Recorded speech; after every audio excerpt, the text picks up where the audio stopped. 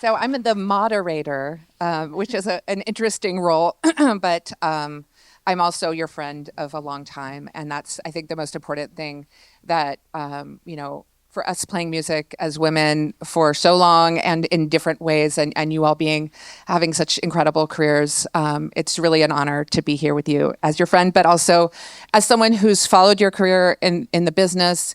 And I think that's part of what I'm hoping we can get into tonight, and we do have time for questions.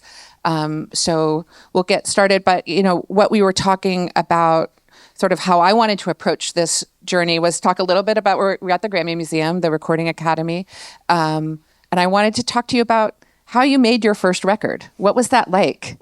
You've made so many records since, but that experience, which probably lots of, people can't really imagine the speed. I'm curious how long it took you and what the context was for you making and actually, making it and releasing it. What was how did you make your first record?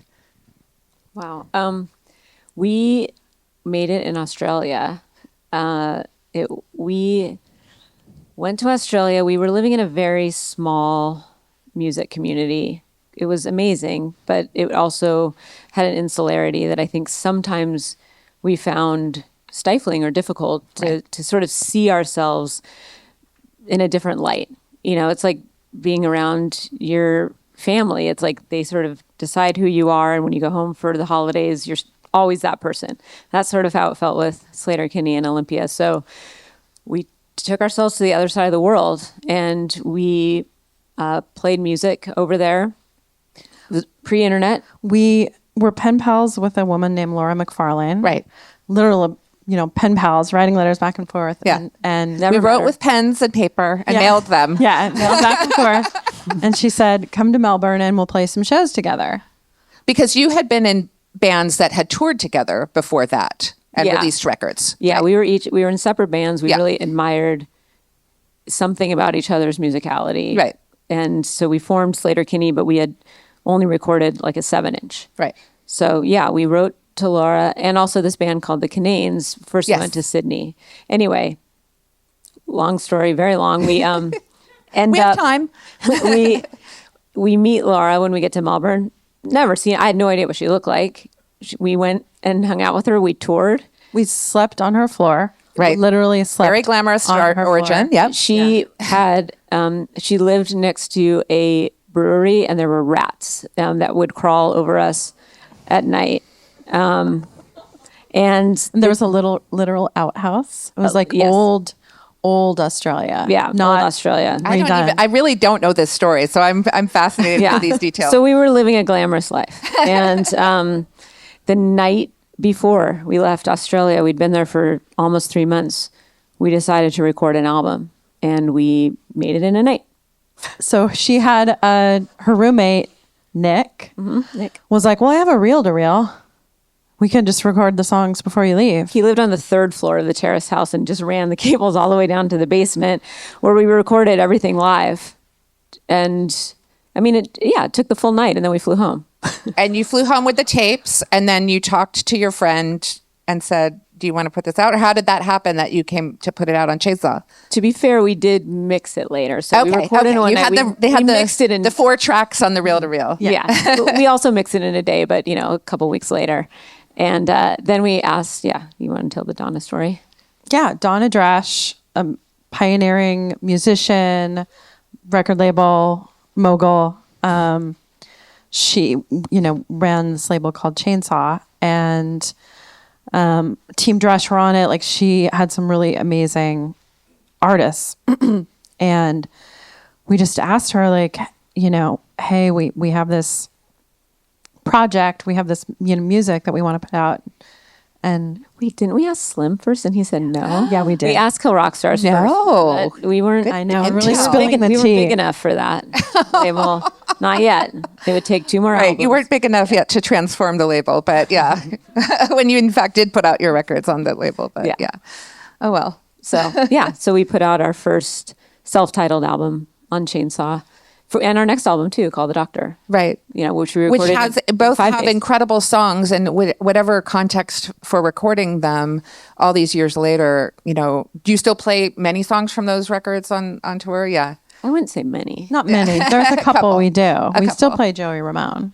And good things. Yeah. Yeah. And we busted out the first album, Oh, we did. a song from the first album too. So, in contrast, what was the most glamorous record that you've made in terms of like production and facilities and sonic, you know, kind of capabilities and all of those sorts of things? Because the industry has changed too, Yeah. where, you know, I think there was a moment probably in, you know, for lots of bands in the last 20 years where big budgets and big production and all of those things were requirements too. But I think there are, I mean, just curious about how you've thought about making all of the different records and, you know, and then, yeah, which one was the most sort of like wanna different? I want to say that making the hot rock was actually, I was like, no, because we went to Avast in Seattle. Carrie has a different assessment of Avast. No, I mean, Avast is fine. I was just imagining glamorous, like I was crashing in like a bedroom with someone else. You chose that. I stayed in a hotel. Janet and I stayed in a hotel, and I was like, I made it. was Like, like- I'm not sleeping on someone's floor. I'm in a hotel Yes. in Seattle. Yes. What kind of hotel? What kind of hotel? I mean, okay, it was a long-term residence hotel, A Super 8. but it was not someone's floor. Right. Roger Mucino produced that album. Right. Like, you know, it was like a named person. He'd worked with Yola Tango, like Right. big deal. Right. We did pre-production. He talked about, Which is a whole different Yeah, thing it for was- most of for bands Yeah. that from, you know, where we come from, you know, the concept of sort of preparing and sort of fine tuning and changing and, you know, arranging as a concept in the craft part of songwriting is not, mostly we're banging it out in a practice space and going straight to tape, right? Yeah, and I think Corin is right because it's relative, right? Like this is the first time that we stepped up and did something so drastically different. And we have made records in fancier studios and with also well-known producers, but that was really the first step into Right. thinking of us as a real band that was working with someone not from our communities, Right. that we felt important enough as a band that we could ask a Nashville producer to come Right. to Seattle. Come that travel to you. yeah. So I think Corin is actually right that was the biggest step for us. Yeah. Amazing.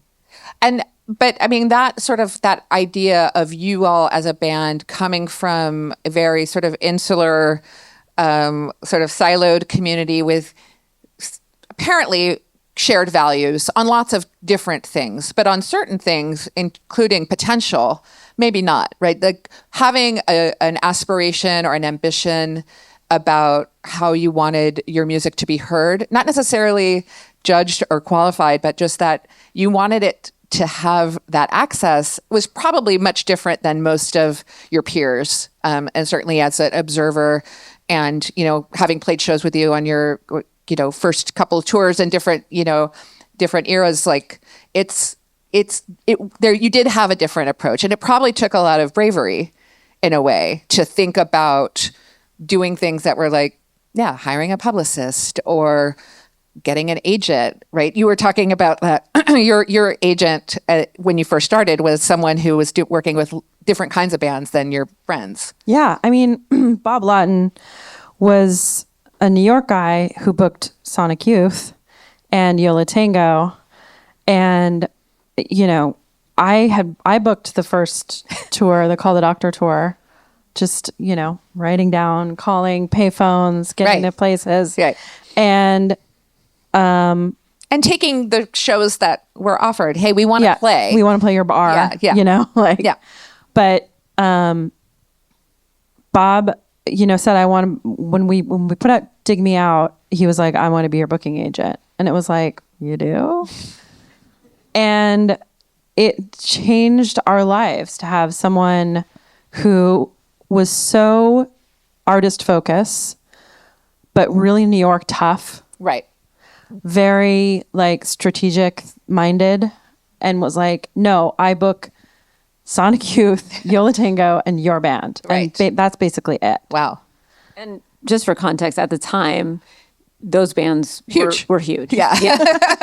Now you're like, huh, was Yola that? Tango, Yeah. Sonic Well, I Youth. think- But at the time, these like Sonic Youth was like the pinnacle of coolness. You know, they had sort of made their way to that very rarefied space where they were somewhat commercially successful and certainly slightly permeated the mainstream, but just occupied this absolute like hip world, like untouchable. The And influence was really, intense. It was palpable. Yeah. Sonic And Youth, yeah. and also they had made different choices, right? They had been on independent labels and then went to Geffen, and Nirvana kind of used that as their sort of reference of, okay, I guess, it has their seal of approval, and obviously that was critical. But yeah, having that perspective and expertise as part of your group when you're really, things are starting to, take hold, and all of the, I was working in the music business at the time at an independent label,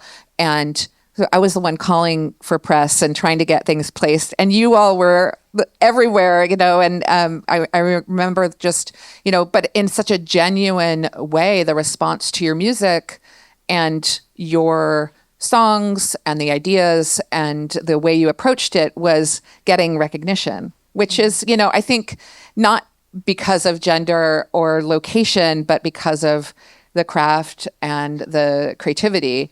I think, and you didn't have a bass, right? You're still doing it differently, or, sort of still maybe a reference to, the roots. Yeah. And you powered through with, limited additional instrumentation for a long time, right? I mean, when did you start having other musicians tour with you and sort of fill it out live? No Cities to Love. So 2015, we added Which is what, almost, an extra guitar player. Long time. We had always put extra, instruments on the album. Right. But had just never thought that we should, or we needed that live. We really thought of those things as two different mediums, and they still somewhat are. Like we're not always trying to emulate exactly what the album sounds like, but it was a real relief, and also just artistically, like, hey, I like this second guitar melody that I have on the album, and now you can hear it. Or we like this keyboard part that this that we had layered here. Now we can play with that. So that expansion was good for us, but it took us 20 years. Like you really had to sort of wrestle with it. Yeah, there's, what if you want to call it punk damage or whatever, like it's just this. We could call it that. Yeah. And it's probably hard to imagine now, but, things were very codified. There were rules, and there was a real sense of keeping things pure. This idea of like purity and authenticity, which in some ways authentic is just as much as a brand as anything else, know? So, but we adhered to that. It's where we had come from, not just in Olympia, but, the 90s in music was very much stratified, and there was an underground that was very separate. Things were separated by genre. And it just was kind of anathema to punk to put a new person up there. Right. But although like Nirvana had done it with Pat Smear, but so many bands. It's funny, like just thinking about what those little sparks of addition can do to the song and to giving you relief. Obviously, like you're both really serious about your musicianship, your singing, your craft. And having a little bit of, extra context can also give you some relief, right? I mean, as a singer, Corin, I think I'm privileged to have known Corin for so long, and my own band toured. We did our first U.S. tour together in a car, and we survived. We're still here. Yeah. But you've always been so serious about singing in a way that also is a little bit different than, some of our community. And, to have that, I mean, I'm curious, like as part of your, your voice is an instrument in this band. It's in every band, but particularly it's your approach. I mean, how do you protect it? And has there been relief from having other people play with you and sort of the different instrumentation, or is that maybe a... Yeah.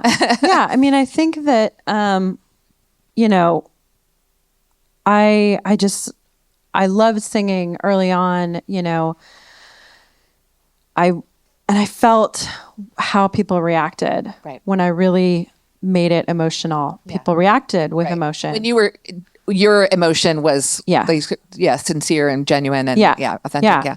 And so I realized that I wanted to write for my voice. Like that was sort of where the heart of everything was for me. But we were in this punk scene and everything was so loud. I was like screaming half the time. And it was like super loud. So I lose my voice all the time. And finally, I think around the time we made Dig Me Out, I was like, I really need to do something. And so I looked at, you know, at that point for the internet or Craigslist or anything, like one of those little flyers, like voice lessons, like in exchange for, you know, helping this older woman who was a retired opera singer. And this is in Portland. Her name was Alice English. And she really helped me, like, you know, just learn how to take care of yourself and do the vocal warm-ups every single time. And, you know, and really treat it as an instrument. Protect it. Yeah. That's amazing. I mean, one of the things I wanted to touch on too is like how you've been approaching songwriting, and is there anything that over, you know, all of your different albums, like, is there a through line, something that is consistent in the way you start and stop, or has that been changing? And, you know, I'm just curious about the sort of approach to songwriting. There is a through line, but I think we're less precious about the provenance of a song. It used to always be Corin and I in a room, or, you know, two guitars, or one of us bringing a guitar with an idea over to the other person. I mean, that's how we wrote. Like a riff, obviously, like, yeah, no pun riff. intended. Yeah. Here's a riff. And then, you know, Corin, often if I was playing a riff, like Dig Me Out is a good example. I wrote that intro and the riff that starts the song. I can't sing over that, so I would write the riff, and then Corin basically fills out like the rhythm, and then that's easier to sing over time. And also I for a while I moved away, you know, which with technology changing, we were able to really send things back and forth, and then the other person could sit with it and add not just vocals and guitar, but here's a keyboard idea, or I can edit this. Here's 5 different choruses. And that kind of editorial process and just the exploration that we can apply to songwriting and actually hear it, you know, it's like proof of concept. We utilize that all the time. I mean, I wish we could have done that back in the day, but we would just record on a tape recorder and listen. But, you know, we weren't like splicing that or anything. We could use it as a means of knowing, like, this part is too long, or this is a terrible bridge, we need to change it. But we couldn't audition that stuff. Right. And so we will do that. And change arrangements and do things in total. Exactly. Or just be like, let's take this verse, let's put it in this other song.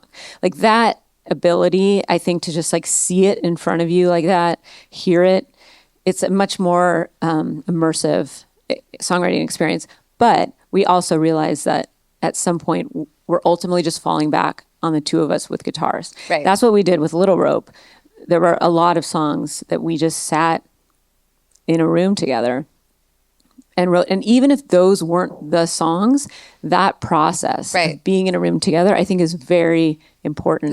The actual feeling of that, being in the same atmosphere. Yeah. Wow. I think that's really helpful even to this day. And I think it, you know, made Little Rope one of our favorite albums, because I can hear that. I can hear us focusing on guitar a lot on this record. Yeah.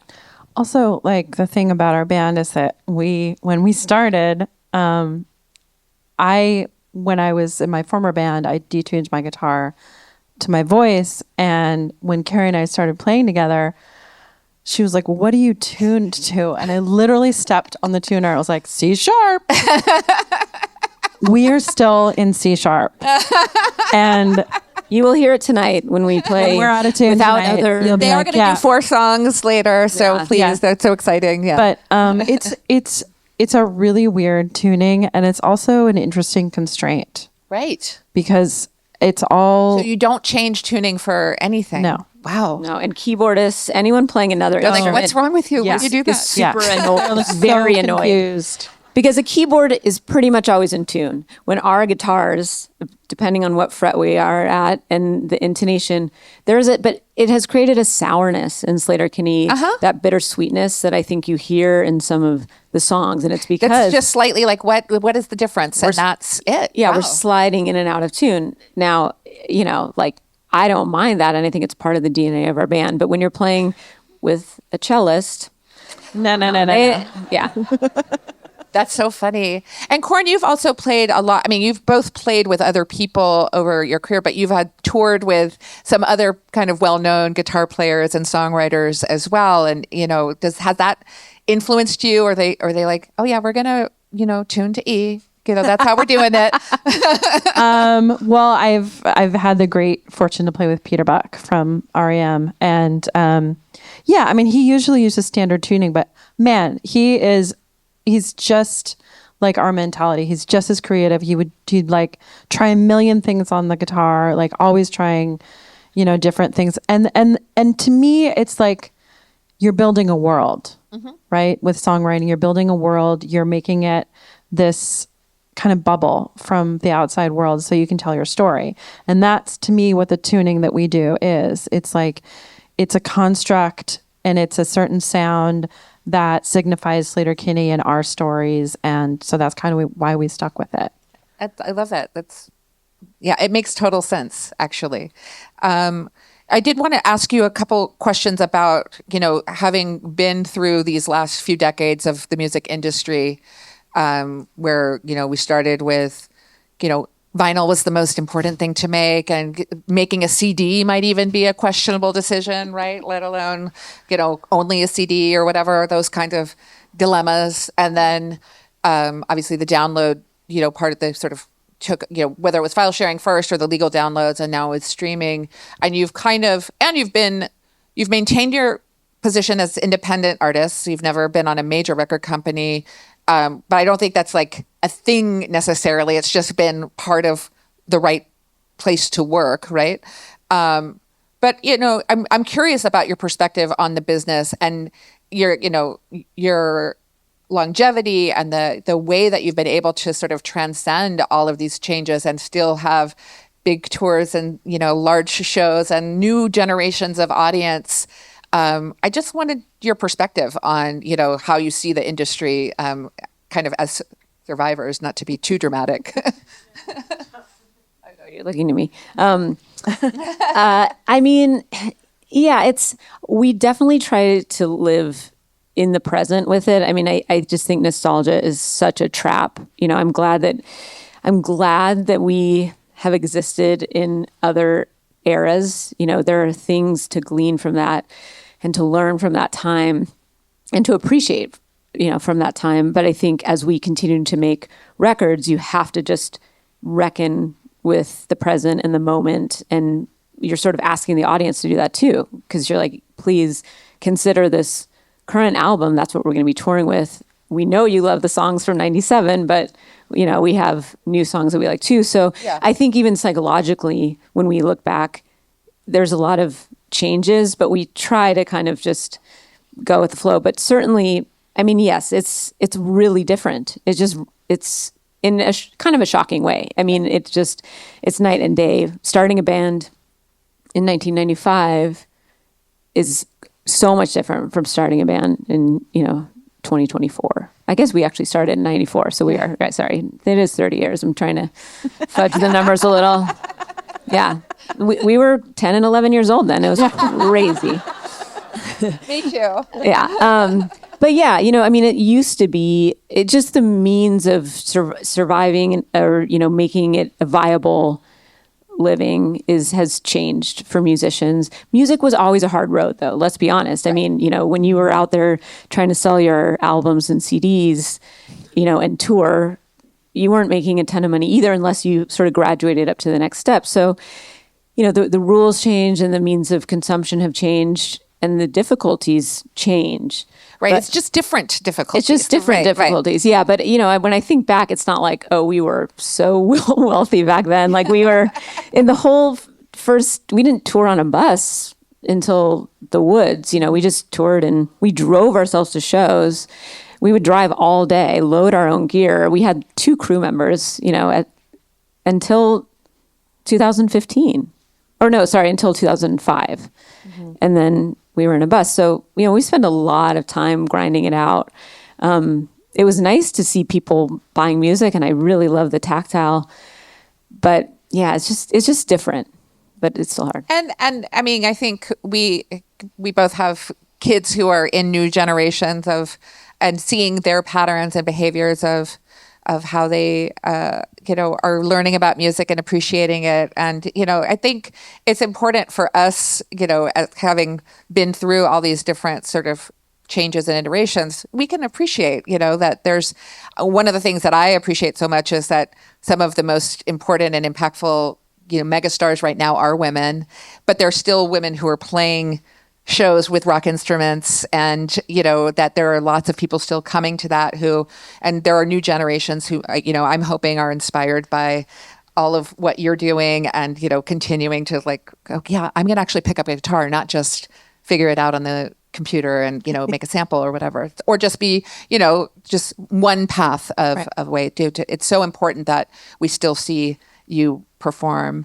I know we're about to ask some, get audience questions, but I just wanted to sort of end my section on sort of your friendship, because to me, having seen you as creative partners for all these years, I think is a huge inspiration, something that I think I'm my creative partner in the audience, and I try to, take in different ways for, and how important it is to sort of, recognize that that's the real through line, right? You two. And I just wondered if that there's anything that, you might share about that with us.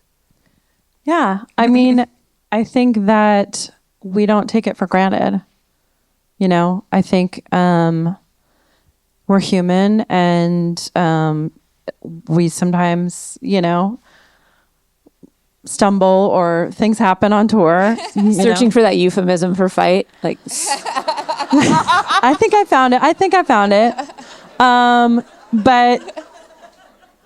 But we don't take it for granted that like we're there for each other, and for sure, that we make music that we think is really important and makes us happy. Like that's the core. Right. Like everything else is and important. you recognize that early enough to say, we're going to go to Australia and write these songs and record them together, right? That was what took you there and is where you are now still together. Yeah. Yeah, I mean, it's a relationship like any that you have to choose. You just have to, there has to be intention behind it. Like, I want to do this, so I will work on this. Not just the music, but work on like tending. It's about tending to someone and their needs and seeing them, holistically, not just as your business partner or creative partner, but the humanity in it, and just making sure that is good so that we can enjoy it. And then we enjoy it tenfold because we know each other and we have an awareness and a compassion and empathy. And that, I think, is just so fundamental. It's really a trusting. It's about trust and allowing yourself to be vulnerable. There's nothing more vulnerable than sitting in a room with just one other person and showing them the first notes of a song or singing something and knowing that they might say like, that's really bad. Yeah. But how many times did that really happen, though? They said it's really bad. Well, we don't say it's really bad. We just don't say anything. Right. We're just like, okay, great. Moving on. But, but we're not offended by that because we have such a foundation of trust with each other that we know we have each other's best interests in mind. And also you want someone to say, like, as a creative partner, like, this can be better. You know? So sure. That's very important.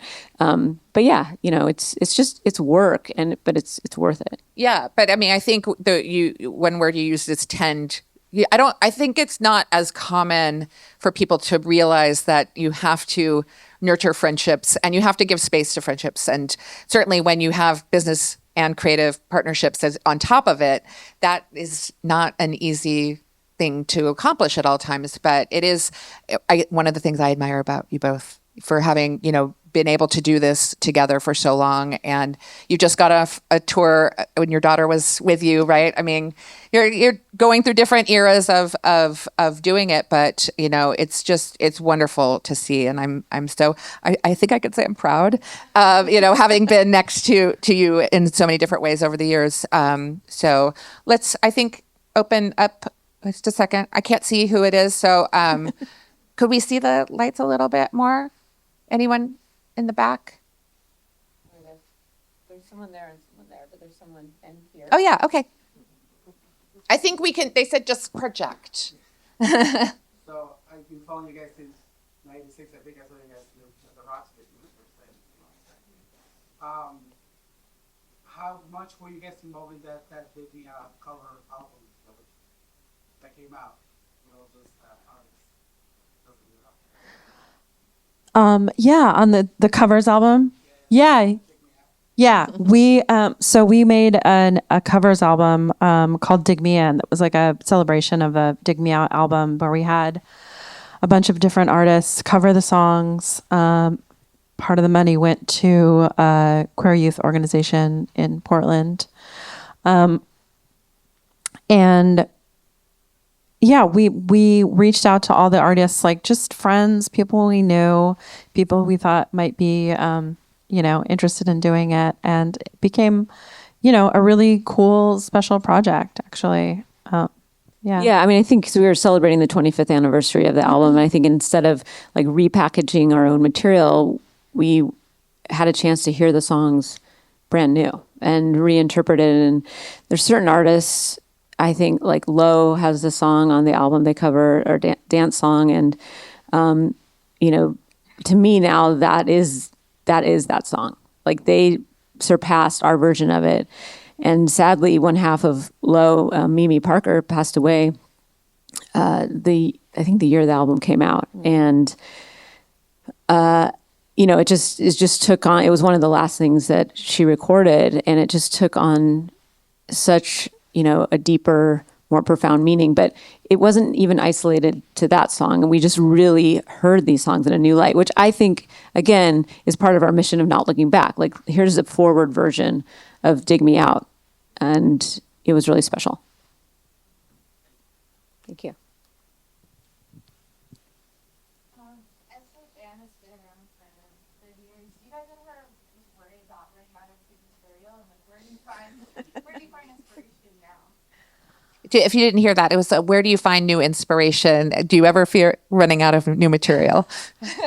I don't think so. I mean, I think for me, like music and life are just intertwined in a way where I'm always listening to music and being inspired by what other people are doing, because that's just like one of my greatest joys. And I think that to me, it's like such an outlet to talk about your own life and what you're going through and what other people might also be going through, that I just feel like that writing is like sort of intertwined with what you go through as a person. Mm-hmm. Yeah. As a fan of the band, thank you for soldiering on, keeping going. Like, some of my fondest memories is actually seeing Sleater-Kinney at the Great American Music Hall, and then Claire and I actually saw you at the bottom of the hill. So funny story, I saw up in San Francisco where I live, Bikini Kill, where Kathleen was talking about how she had gone with her son to see Olivia Rodrigo, and then I saw Olivia Rodrigo down here, and she played Bikini Kill, and then we had the whole Little Linus thing. So I'm sure that you have inspired this generation of artists, and you mentioned the 20th anniversary of the album. I was just wondering, what are your thoughts on like people like like Gen Z are looking up at like Olivia Rodrigo and the Linda Lindas and the legacy of the Raglan? I mean, I think that, it's super important to have, different generations inspire each other and play music and, be fans of each other. I think that's really what was so cool about Riot Girl, was like being each other's fans and saying like, that's so great. And like truly being inspired by what other women are doing, And so, if anything, I think that's that camaraderie, is really important in such a like competitive business, which is just like BS. Like it's really should be about like, how does this make you feel? How does it make other people feel? And so I think like all those examples you named are just awesome. I went to see Olivia Rodrigo. I took a 12-year-old in my life there, and it was awesome, and she mentioned us in some interview. I mean, I think clearly she's influenced by, punk and indie music from the 90s, and we've played shows with Linda Lindas and really are fond of that band. And They're playing on Saturday with Green Day. I know. I love that they're on Yes. tour with Green Yes. Day. Amazing. Yeah. That's a good bill. Yeah. Yeah. First off, thanks for your music. Like, just sitting down like on the carpet, I sure remember with y'all like just listening to like the first record that ever like heard of you guys. It's awesome. But I've always wondered like, do you guys have any like superstitions or rituals right before like a show, or like how do you prep right before you go on? Can I just compliment you? We've never been asked that question before. Kudos. And I really have to think about, With the band, we do have like a touch point before we go on stage. we say the city. We say the city, we're like, it's going to be great. And like, honestly, if that doesn't happen, we wouldn't go on stage. Yeah. Like that just became the ritual, It's not a prayer circle, but it is. We do touch hands and we acknowledge each other and we look at everyone and then we go on stage. I think individually we probably do too. I carry certain talismanic. The socks. Okay, like let's. Not secrets, right? The socks. You guys don't want to know how few socks I bring on a tour. Yes, I like to wear the same pair for a 6-week tour. It's fine. The socks could walk out on stage if I couldn't. So funny. Any other questions? Here and then there? Yeah. So I know Carrie has a book and definitely gonna read it. And my wife has definitely read it. But I was wondering if maybe Corin was thinking about it. That's a great question, Corin. Have you thought about writing a memoir or maybe a novel? Yeah, I've actually, I do have a rough draft of a novel. It's set in 1993 in Portland, and it's about a girl band in high school that's forming, breaking up, getting back together. And also their hero is a singer of like a almost nationally known band, and she is murdered in the beginning of the book. Love a murder mystery. It's yeah, I don't know why you asked. I'm telling you the whole plot of the book, but anyway, I'm sure we're in LA. There are agents everywhere, right? I've like, that's one of the things I've wanted to do for a really long time is write. So I've been working on it a long time. But yeah, I'm trying to finish it this That's winter. exciting. Yeah. I love that. Yeah. And Carrie, do you have any other books in the queue? I am supposed to be finishing one. I had a lot of delays this year. We were on tour. It is hard. I realize tour is just like a total wrecking ball in terms of other things. And you just have to really focus. So I did not write as much this year, but that will come That's out. exciting. What you were talking about earlier about adding more musicians to the play line, and it adds all these extra layers. I was really excited when I saw Fabiola play with you with the tour for this from Playback. So I was wondering what that experience was like, how you found her, and then seeing her on stage. I mean, just the way that she was swaying and playing, it made it seem like as though she was in her own world, and sort of uncovered a different layer of your music. So I was just wondering how you felt about that experience with her. I mean, we love Fabi. So she is a Portlander. She went to girls rock camp or rock and roll camp for girls in Portland, where I was a volunteer. So I remember both her and KP from Black Belt Eagle Scout were in there at the same time. So another fabulous musician. And then Fabi had a magazine. I think it still exists, but she shreds. She shreds. And, that really championed a ton of female and non-binary and queer, guitar players who sometimes go a little unrecognized or unsung. So we had the same extra, musician in our band, Katie Harkin. She was unable to come out because it was kind of during the pandemic. So we asked actually KP from Black Belt, do you have any recommendations? And she said, Fabi, for sure. And I mean, this is a woman who can just absolutely shred her own music. Reina Tropical is incredible. But she just brought, I mean, I am not a soloist, I'm a riff maker, and Fabi can really solo, and playing on stage with her was really inspiring. I mean, just that energy, she brings a real soulfulness. And I think the way, to your point, like the way she sort of was interpreting almost the music as she was playing it, it was this kind of like osmosis that it's very rare to have that with someone who you've never played with before, but it felt like, the music just moves through her, and it was kind of like seeing our songs kind of live and exist within someone, which you sometimes see out in the audience, but to see that with someone on stage, it was a real honor for us, and it was a really fun time to play with her. I think we might have time for one or two more. Go in the back.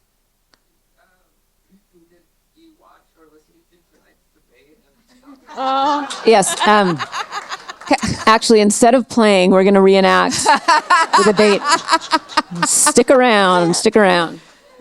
This is a much healthier environment for all of us. But to answer your question, we thought about, I think both of us turned it on for a second. It's just, I will watch it later, but it was really hard to watch before coming on stage. So I gave myself a little bit of a psychic break. How did the experience of doing Portlandia kind of intertwine with Sleater-Kinney? That's a good question. With Portlandia, it was the first time I was in a writer's room. So, but it was still so much about collaboration, and I love collaborating. Some people work better on their own. I've been in a collaboration with Corin for 30 years. Fred and I collaborated for about 8, and along with other writers. And I think the first thing I noticed was trust in the editorial process. So you're always revising in a writer's room. First idea sometimes is best idea, but often it's not. And you work it, and you just learn patience, and you learn that, you can retool things, and you should, and you just keep going until it's the highest form of it, the best version of it. And I think for a long time, and we were on a break kind of during that. It was, on our hiatus. So when we came back to make No Cities to Love, it was really the first time that we did a lot of editing of the songs. We worked those choruses over and over again. Each part vocally, we would have, 3 or 4 melodies for a chorus and pick the best one. We had never done that before. So I think part of it was just the break and having perspective, but I really brought that from Portlandia and really trusted that as part of the process. Like, let's throw 5 things at the board and see what sticks. And I think that made that record better, just taking more time with it. Yeah, absolutely. I think that we were able to take a break and do other things in our life, and then bring that back in when we got the chance to be a band again. We were like, oh man, like, we were more grown up and able to bring our adult experiences, and I think it made us a better band in some ways. I think it's important. One of the things that this reminds me of is that also maybe there are moments where you feel like you have to end something. Like you have to just, there's a moment, well, it's done. Okay, we're going to go into our corners and do our own things. And one of the things that you've demonstrated with your career is also that return. And, you need space, you need inspiration, you need reference and experience. And that just makes the whole, future infinitely possible, right? I mean, we literally do have guys in their 80s on stage still playing stadiums, right? So there's no reason why you can't do that. Let's be real. Yeah. I think it's red. One more, please. Yeah.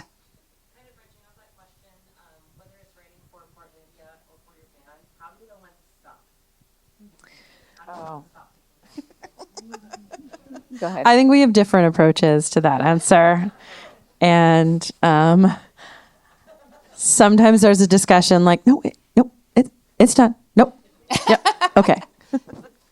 Boundaries and parameters are good, I will say. It's good. But especially with the way that technology works now in a recording studio, and you hear about it with huge artists too, like, oh, they decided at the very last minute, right before this single came out, that they changed something up, or some, guest star came in, or some things can change the last minute. I tend to really fixate on things now because I know they can be changed, and we'll start recording things at home and sending it in. And I think Corin is so much better than I am at knowing when something is done. I'll just keep going. The record would not be out. Right. That's awesome. Thank you so much, everyone, for those great questions. You guys are going to take a little bit of a real quick break and then come back and do some songs for us. And thank you so much for... Thank you so much for doing it. Thank you Awesome. to Molly. Thank you to the Grammy Museum. We'll play a few songs.